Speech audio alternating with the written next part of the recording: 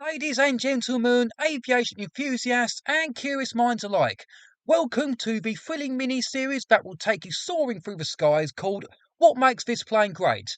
In this episode, we're going to talk about the B-25. And by that, I mean the American twin-engine medium bomber, the North American B-25 Mitchell, not the British-made 250cc BSA B-25 motorbike. Anyway, so what makes one of the most produced American bombers great? Well, it was a very rugged and durable aircraft that was also an easy and forgiving aircraft to fly. Another great thing about the B-25 Mitchell was that it went on to become one of the most widely used bombers of the war, with many Allied air forces using the type.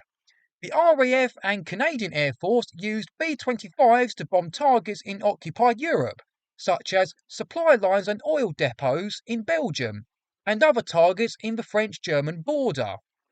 The Dutch Air Force widely used Mitchells against both the Japanese in the East Indies and on the European front, and the Russians also widely used Mitchells for all sorts of missions throughout the war.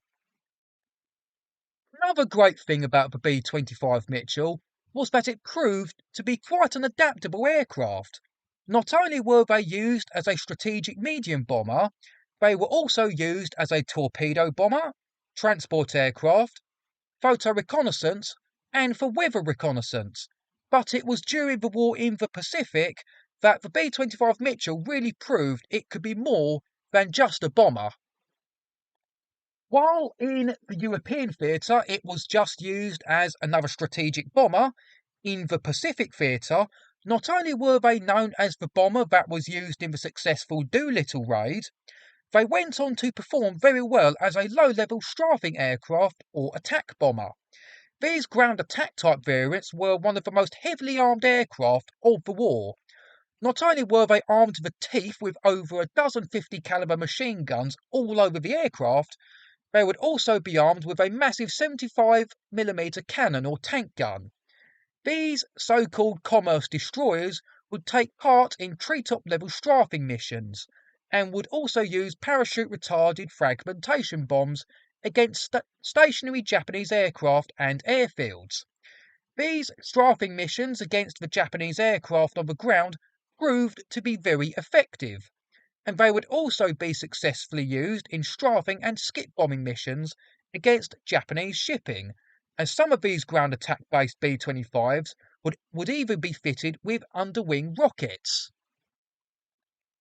Another great thing I'll say about the B-25 Mitchell was that they were still in regular use after the war, in both post-war conflicts and civilian use, with the type still being in use with the Brazilian Air Force until about 1970.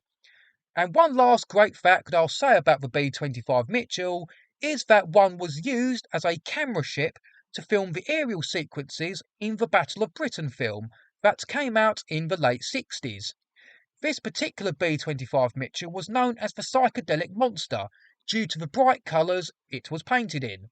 And that's it for this thrilling journey through the skies.